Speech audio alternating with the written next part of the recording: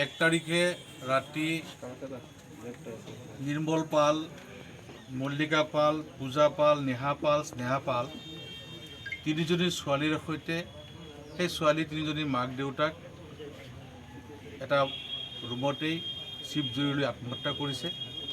আৰু এই কথাটো সংবাদ মাধ্যমত প্ৰকাশ হোৱাৰ পিছত আমাৰ অসম প্ৰদেশ কংগ্ৰেছ কমিটিৰ মাননীয় সভাপতি ৰিপুণ বৰা ডাঙৰীয়া আৰু সৰ্বভাৰতীয় জাতীয় কংগ্ৰেছৰ সাধাৰণ সম্পাদক আমাৰ অসমৰ তত্ত্বাৱধায়ক জিতেন্দ্ৰ সিং ডাঙৰীয়া আমাৰ লগত আমাৰ বিধায়ক দুজনক পঠাই দিলে যে আপোনালোকে আমাৰ দলৰ হৈ সেই পৰিয়ালটোৰ খবৰটো লৈ আহক, কেনেকৈ এই ঘটনাটো সংঘটিত হ'ব পাৰিলে। গতিকে সেই সূত্ৰে আমি মাননীয় ৰিপুণ বৰা ডাঙৰীয়াৰ নিৰ্দেশত ইয়াত আহি উপস্থিত হৈছোঁ। আৰু ইয়াৰ স্থানীয় কেইজনমান ব্যক্তিৰ পৰা যিটো জানিব পাৰিলোঁ যে এই পৰিয়ালটোত যিজন ডাঙৰ ছোৱালী আছিলে পূজা পাল BHC পাছ কৰিছে আৰু BHC পাছ কৰি নিবনুৱা হৈ আছিলে। চাকৰিৰ কাৰণে বহুত প্ৰচেষ্টা কৰিলে, বহুত দৌৰাদৌৰি কৰিছে বুলি শুনা পালোঁ। কিন্তু এই চৰকাৰে এই ছোৱালীজনীক, এই দৰিদ্ৰ পৰিয়ালৰ এই ছোৱালীজনীক, এই নিবনুৱা ছোৱালীজনীক কোনো সংস্থাপন নিদিলে, যাৰ ফলত তাৰ পিতৃ নিৰ্মল পাল ঋণগ্ৰস্ত হৈছে।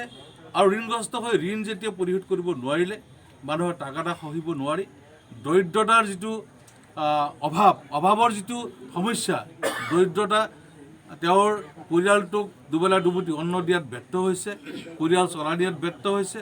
আনকি লকডাউনৰ সময়ত তেওঁ যিটো ব্যৱসায় বাণিজ্য কৰি আছিলে সেই ব্যৱসায় বাণিজ্যটো বন্ধ হৈ আছে।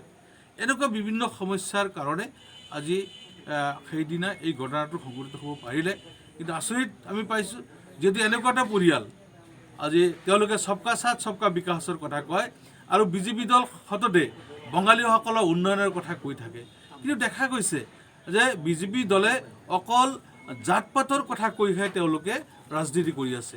তেওঁলোকে কোনো উন্নয়নৰ কথা নকয়, দৰিদ্ৰসকলৰ কথা চিন্তা নকৰে। তেওঁলোকে সমাজৰ উন্নয়ন যেনেকৈ চিন্তা নকৰে, তেনেকৈ দৰিদ্ৰতা নিৰ্মূল কৰাৰ কাৰণে তেওঁলোকে কোনো ধৰণৰ চিন্তা নকৰে। আৰু যাৰ ফলত এনেকুৱা ঘটনা সংঘটিত হ'ব পাৰিছে। আমি অসম প্ৰদেশ কংগ্ৰেছ কমিটিৰ ফালৰ পৰা আমি দুজন বিধায়ক আহি উপস্থিত হৈছোঁ আৰু আপোনালোকৰ চেনেলৰ মাধ্যমে চৰকাৰৰ ধিক্কাৰ দিছোঁ, গৰিহণা দিছোঁ যে এই চৰকাৰে যিটো সবকা সাথ সবকা বিকাশৰ কথা কয়, সবকা সাথ সবকা বিকাশ হোৱা নাই, সবকা সাথ সবকা বিনাশ হৈ আছে। গতিকে বিনাশৰ পৰা মুক্তি পাব লাগিব। আজি বঙালী সম্প্ৰদায়ৰ মানুহসকলে যিটো ভাবি আছিলে যে এই চৰকাৰটো বঙালী সম্প্ৰদায়ৰ সপক্ষে কাম কৰিছে, কিন্তু তেওঁলোকে কৰা নাই। আজি মই ভাল পাইছোঁ ইয়াত বঙালী ফেডাৰেশ্যনৰ দীপক দাস ডাঙৰীয়াই এই কথাখিনি উপস্থাপন কৰিছে। কিছুদিন আগত আমাৰ বৰচলা সমষ্টিত এজন ভাৰতীয় নাগৰিক তেওঁক ডিটেনশ্যন কেম্পত আবদ্ধ কৰিলে আৰু সেই ডিটেনশ্যন কেম্পতে তেওঁ মৃত্যু হ'ল। আৰু মৃত্যু হোৱাৰ পিছত তাৰ 4জন মন্ত্ৰী গ'ল।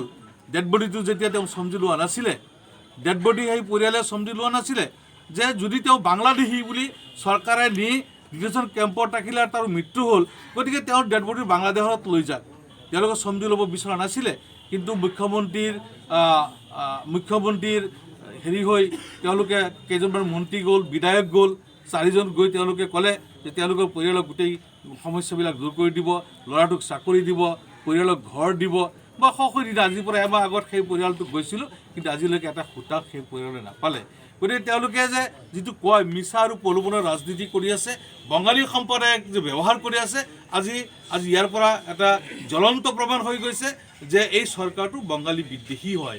এইটো অকল মুছলমান বিদ্বেষী নহয়, বঙালী বিদ্বেষী হয়। তাৰমানে অসমৰ জনতাৰ বিৰোধী এটা চৰকাৰ ইয়াত চলি আছে, যি চৰকাৰে জনতাৰ কথা চিন্তা নকৰে, মানুহৰ কথা চিন্তা নকৰে, মানুহৰ কল্যাণৰ কথা চিন্তা নকৰে। গতিকে এই চৰকাৰটোক আমি গৰিহণা দিছোঁ, এই চৰকাৰটোক ধিক্কাৰ দিছোঁ যে এনেকুৱা জঘন্য কাণ্ড যাতে অসমত আৰু পুনৰাবৃত্তি হ'ব নোৱাৰে, তাৰ কাৰণে ব্যৱস্থা লওক। আচ্ছা, দেখা যিৰ পিছতো কিন্তু কোনো ধৰণৰ এই আমাৰ অসম প্ৰদেশ কংগ্ৰেছ কমিটিৰ মাননীয় সভাপতি ৰিপুণ বৰা ডাঙৰীয়া আমি গোটেই তথ্যখিনি আমি দুজন বিধায়কে ৰিপৰ্টটো আমি দিম তেখেতক, আৰু আমাৰ অসম প্ৰদেশ কংগ্ৰেছ কমিটি আমাৰ ৰিপৰ্ট লৈ তেওঁলোকে পৰৱৰ্তী কাৰ্যব্যৱস্থা আৰক্ষীৰ স্থিতিক আপুনি কি ক'ব?